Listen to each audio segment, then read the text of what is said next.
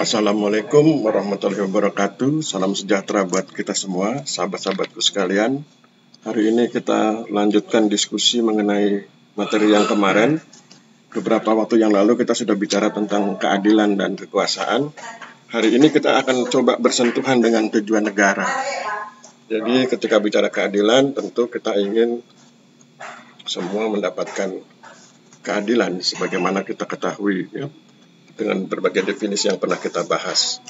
Kemudian ketika kita bicara tentang kekuasaan, kemarin kita tahu bahwa kekuasaan itu bisa dilihat dalam dua perspektif.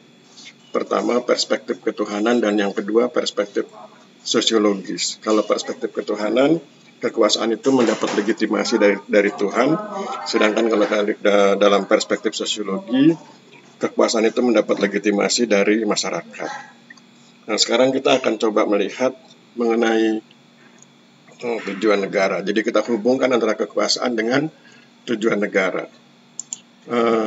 Tentu kita masih menggunakan buku atau kita masih menggunakan pemikiran Machiavelli sebagai pemicu begitu supaya kita bisa paham tentang tujuan negara. Pemikiran Machiavelli dalam The Prince pada dasarnya mengajak kita untuk memikirkan kembali apa sebenarnya hakikat dan tujuan negara. Jadi diskusi kita hari ini masih menggunakan masih menggunakan naskah yang ditulis oleh Sri Hastuti Puspitasari.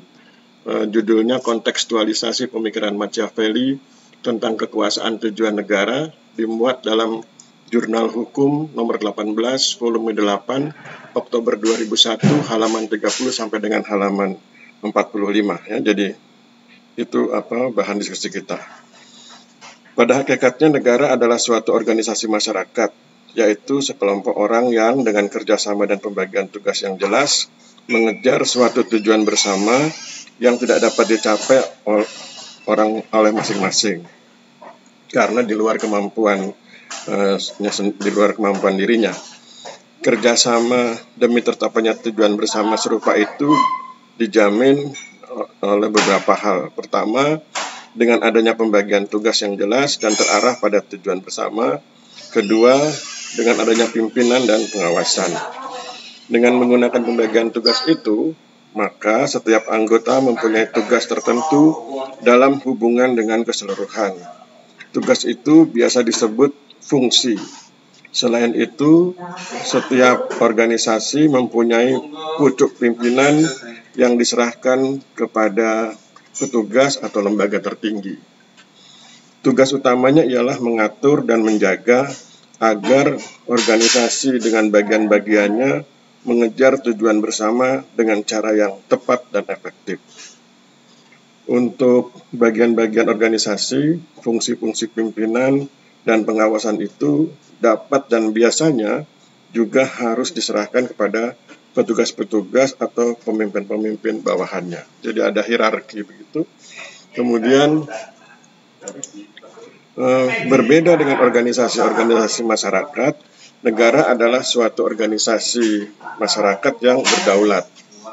Berdasarkan kedaulatannya ini, negara dapat menentukan bahwa semua orang yang mendiami wilayahnya, kecuali orang asing, adalah warganya yang harus tunduk padanya. Kemarin ketika kita bicara tentang kekuasaan dalam perspektif sosiologi, kita paham bahwa kekuasaan itu kan bersumber dari masyarakat. Kemudian mereka berkumpul bersama-sama membentuk negara, tetapi kemudian ketika negara sudah terbentuk, negara malah mendominasi masyarakat. Dan akhirnya masyarakat harus tunduk padanya. Nah, ini menyambung dengan pembahasan kita sebelumnya, ya. Jadi berdasarkan kedaulatannya ini, negara dapat menentukan bahwa semua orang yang mendiami wilayahnya, kecuali orang asing, adalah warganya yang harus tunduk padanya. Padahal kedaulatan itu kan berada di tangan rakyat, tapi kemudian diserahkan kepada negara, dan ketika sudah diserahkan pada negara, negara kemudian memaksa rakyatnya untuk tunduk. Orang-orang tidak ditanya lebih dahulu, tetapi secara otomatis adalah warga negara dengan hak-hak dan kewajiban-kewajiban. Demikian pula anak-anak yang lahir dari mereka. Berdasarkan kedaulatannya itu pula, negara dapat menetapkan peraturan perundang-undangan yang bersifat memaksa mengenai tingkah laku warganya dan harus dipatuhi di bawah ancaman hukuman bagi pelanggarnya. Jadi itu bicara tentang bagaimana kekuasaan masyarakat atau dibatasi begitu oleh kedaulatan yang dimiliki oleh negara. Selain itu, negara mempunyai hak untuk menuntut kepada para warganya agar menyerahkan sebagian kekayaan dan pendapatan kepadanya, antara lain sebagai pajak, atau melakukan sesuatu untuknya, seperti membela tanah air terhadap serangan musuh dari luar. Mengenai persoalan moral dalam negara, seharusnya negara dikeluarkan dari persoalan-persoalan moral. Ya, ini perspektifnya Machiavelli ya. Jadi Machiavelli beranggapan bahwa jangan bicara moral dalam konteks negara.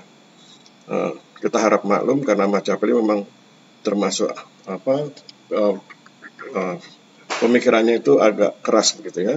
Kemudian kedaulatan yang merupakan ciri utama negara itu bersumber pada tujuan negara sebagai masyarakat yang paling lengkap dan paling tinggi.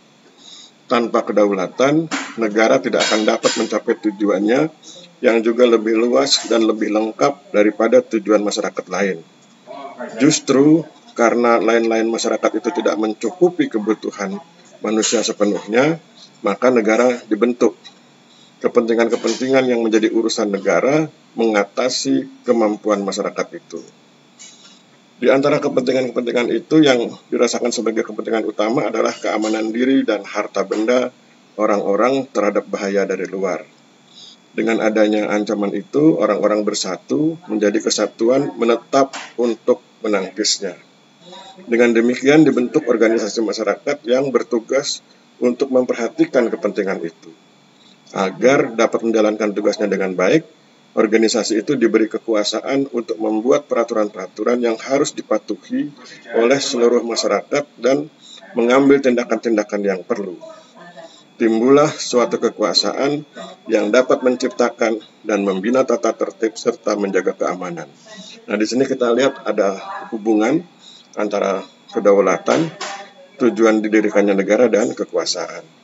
Kekuasaan itu diberikan kepada seorang atau sekelompok orang yang menonjol dalam kebijaksanaan, kecakapan, dan keberanian. Setiap orang tunduk padanya dan yang tidak mau dapat dipaksa dengan kekerasan untuk taat kepadanya. Pada permulaan peradaban, organisasi kekuasaan itu bersifat sederhana dan belum begitu besar. Tetapi dengan kekuasaan umum yang dimaksud untuk menyusun dan menjaga tertib dalam masyarakat itu, muncul suatu bentuk baru kehidupan bersama, yaitu negara. Dewasa ini, negara merupakan suatu organisasi yang sangat kompleks dan mempunyai berbagai segi. Dari uraian tersebut jelaslah bahwa negara bukanlah tujuan, melainkan instrumen untuk mencapai suatu tujuan.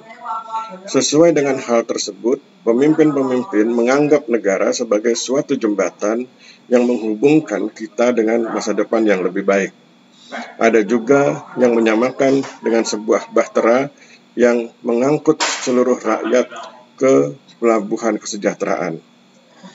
Pada hakikatnya, negara adalah suatu lembaga sosial yang dibentuk oleh orang-orang untuk memenuhi kebutuhan-kebutuhan vital mereka yang tidak dapat dipenuhi dengan jalan lain. Negara adalah suatu keharusan dalam arti bahwa pada tahap perkembangan tertentu, orang-orang harus membentuk negara. Dengan demikian, suatu negara bergantung pada kemampuannya untuk memenuhi kebutuhan-kebutuhan rakyat dengan baik. Kirti Dipoyudo mengatakan bahwa tujuan negara merupakan masalah utama bagi para negarawan dan ahli politik sejak zaman kuno. Plato dalam karyanya tentang negara mengatakan bahwa negara timbul karena kebutuhan orang-orang. Tiada seorang pun dapat memenuhi kebutuhannya sendiri. Untuk memenuhi kebutuhannya yang tidak dapat dipenuhi oleh masing-masing orang, disusunlah negara.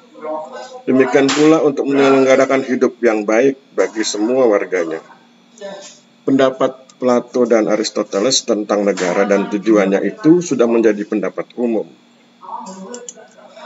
Semua negara yang pernah ada, yang masih ada, dan yang akan ada di masa mendatang adalah untuk mencapai tujuan tersebut.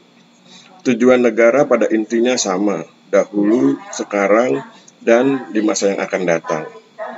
Tujuan negara ialah kesejahteraan umum, bonum commune atau common welfare, yaitu kesejahteraan manusiawi yang lengkap bagi setiap dan semua warga negara.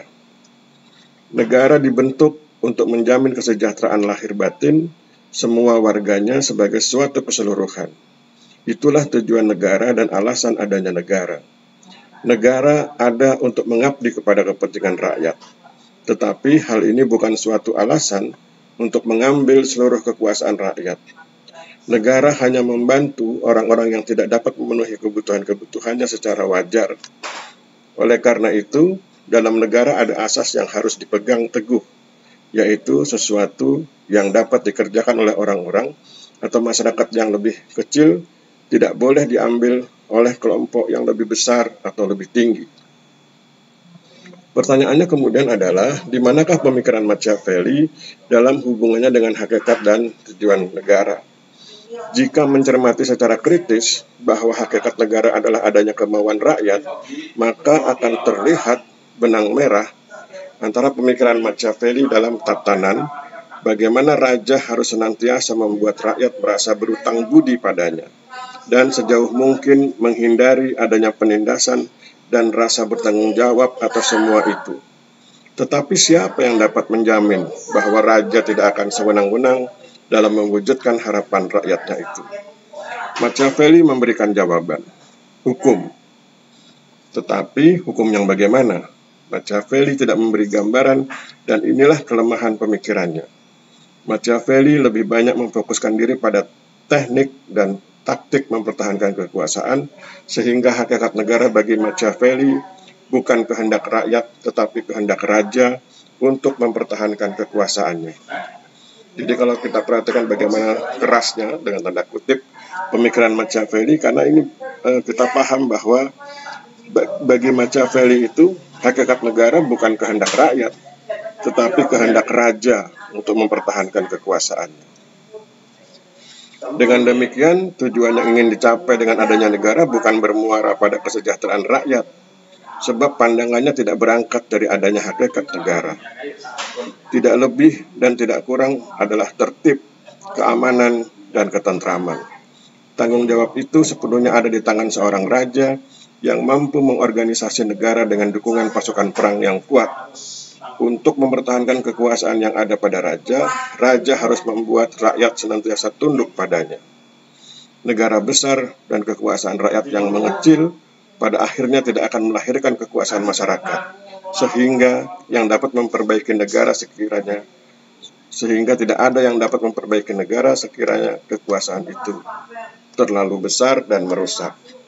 Nah, jadi ini pola pemikiran Machiavelli ya. Jadi negara dibentuk untuk kepentingan raja, bukan untuk kepentingan rakyat.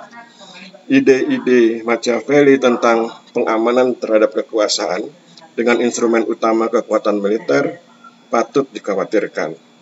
Hal ini menyebabkan destruksi kekuasaan yang lebih besar. Jika instrumen kekuatan militer ini menjadi andalan utama negara dalam mempertahankan kekuasaan, maka apapun yang dianggap dapat mengancam kekuasaan dari manapun datangnya merupakan musuh yang harus berhadapan dengan kekuatan represif militer. Walaupun Machiavelli melihatnya dari konteks kekuatan defensif negara terhadap serangan dari luar, tetapi besar kemungkinan hal itu juga berlaku bagi penindakan terhadap rakyat yang dianggap musuh, karena mengobarkan perlawanan terhadap kekuasaan. Dengan demikian, kekuasaan negara akan dieksploitasi untuk mengamankan kekuasaan seorang atau kekuasaan seseorang yang sedang berkuasa. bukan untuk membela ketertindasan rakyat. Jadi ini juga poin penting dari pemikiran Machiavelli bahwa kekuasaan negara akan dieksploitasi untuk mengamankan kekuasaan seseorang yang sedang berkuasa, bukan untuk membela ketertindasan rakyat.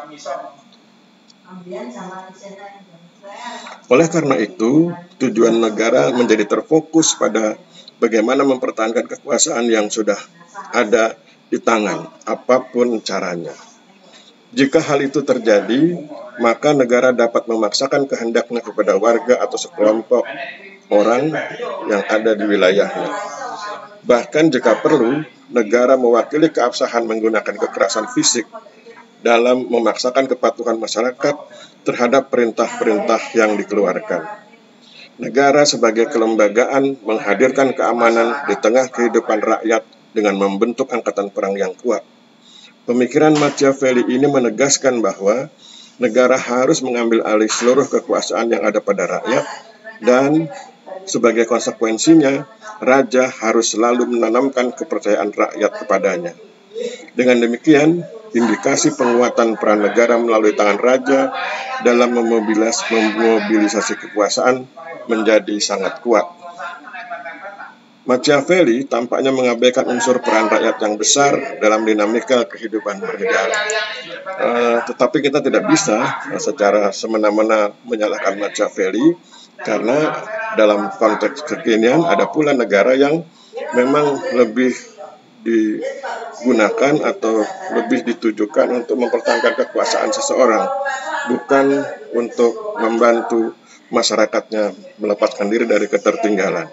Jadi pemikiran Machiavelli ini meskipun ditentang banyak orang karena dianggap terlalu keras atau pandangannya menganggap lebih mengagungkan kekuasaan daripada hak-hak rakyat, tetapi Machiavelli sebetulnya melihat realitas bahwa ada negara-negara tertentu yang dibentuk mungkin awalnya untuk rakyat, tapi kemudian pelan-pelan negara itu lebih mengabdikan diri pada kekuasaan atau pemegang kekuasaan dan pada akhirnya justru menindas rakyat. Mari kita lanjutkan bahasannya. Soal kekuasaan,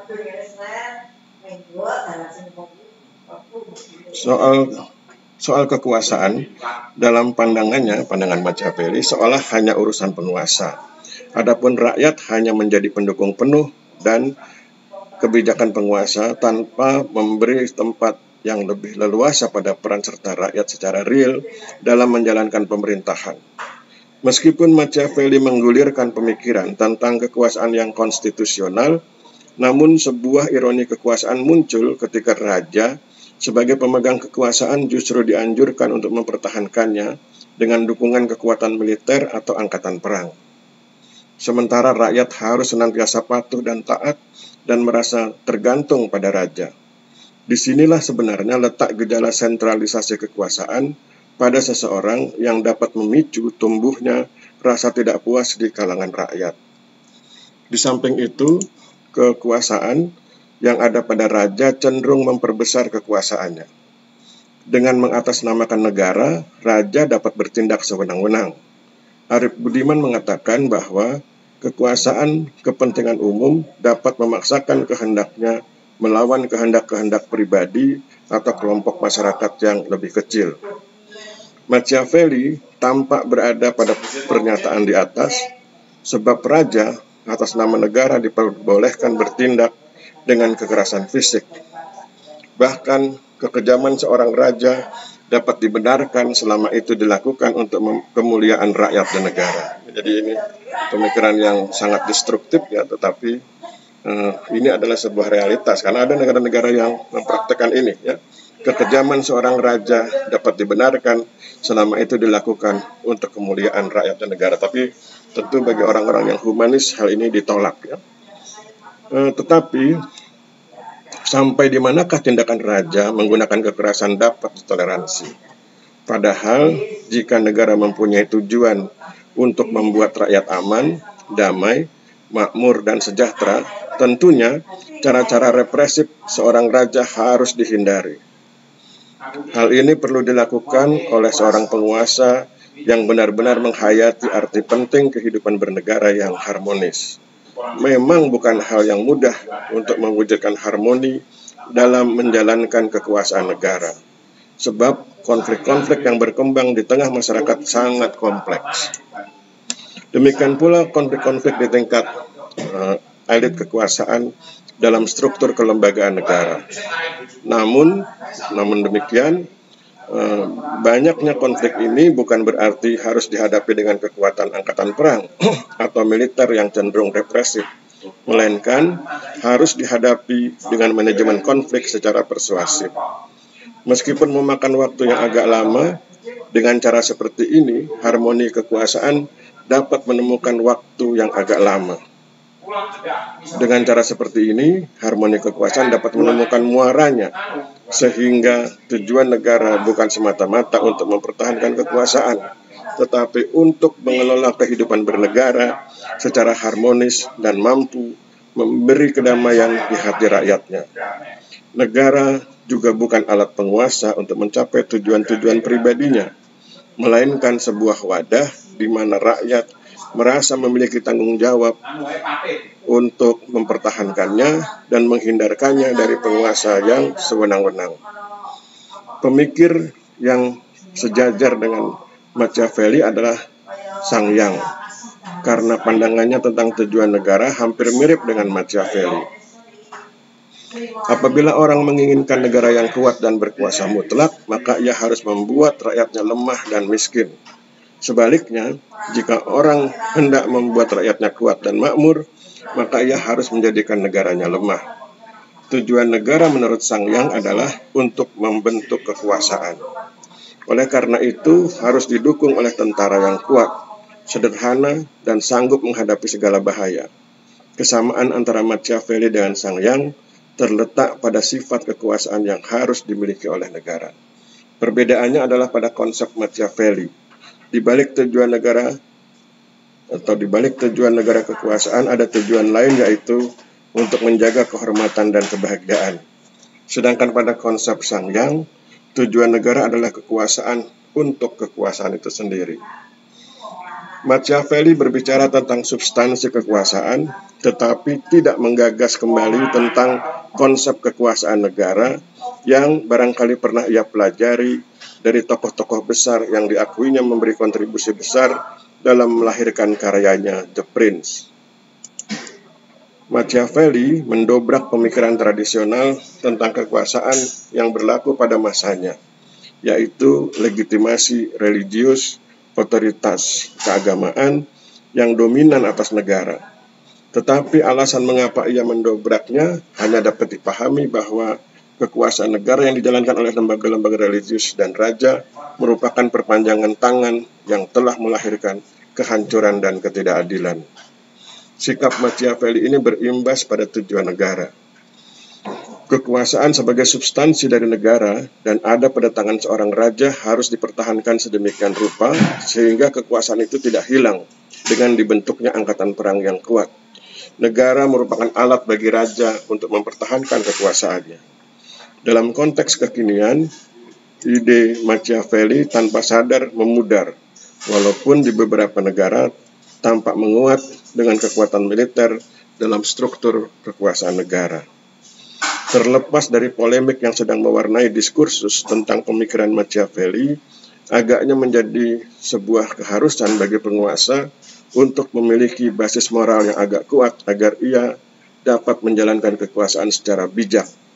Di samping itu, penguasa harus pula memahami etika politik agar ia mampu mewujudkan kekuasaan yang berwajah humanis, atau dapat membantu usaha pengejawantahan ideologi negara yang luhur di dalam realitas politik yang nyata. Hal ini dapat direfleksikan pada apa yang menjadi inti keadilan sosial, apa dasar etis kerakyatan, dan bagaimana kekuasaan harus ditangani supaya sesuai dengan martabat kemanusiaan. Soal etika ini tampak hilang dari pemikiran Machiavelli. Jadi itulah berbagai pemikiran Machiavelli yang pada intinya dia lebih mengutamakan kekuasaan raja. Dan ketika bicara negara, dia justru atau Machiavelli beranggapan negara adalah alat yang digunakan oleh raja untuk mempertahankan kekuasaannya. Dan kemudian kalau kemudian dilihat dari perspektif religius atau perspektif ketuhanan, maka seharusnya negara itu dibentuk untuk berbakti kepada Tuhan, dan kalau dalam Islam konsepnya adalah rahmatan lil alamin. Jadi selain berbakti kepada Tuhan juga memberi manfaat atau kebajikan bagi masyarakat dan orang-orang di sekitarnya. Kalau kemudian menggunakan konsep atau perspektif sosiologi, maka negara dibentuk untuk kepentingan rakyat. Oleh sebab itu, kepentingan rakyat ini harus terus dijaga siapapun pemimpinnya. Semakin kuat negara, seharusnya semakin kuat kepentingan rakyat diterapkan. Bukan sebaliknya ya. Sementara di masa-masa kini nampak di berbagai negara ketika sudah jenuh dengan demokratisasi, mereka justru cenderung masuk ke wilayah yang sejalan dengan pemikiran Machiavelli, yaitu negara dibentuk untuk mempertahankan kekuasaan dari seorang raja atau pemimpin di suatu negara. Dan bila ini terjadi, maka disitulah terbuka peluang berlangsungnya atau terjadinya fenomena unlawful killing atau pembunuhan yang bertentangan dengan hukum, atau extrajudicial killing, yaitu pembunuhan yang dilaksanakan di luar hukum. Saya pikir demikian yang bisa kita bahas hari ini. Kita akan melanjutkan di materi-materi berikutnya. Mohon maaf bila terjadi kesalahan. Wabillahi taufiq wal hidayah. Wassalamualaikum warahmatullahi wabarakatuh.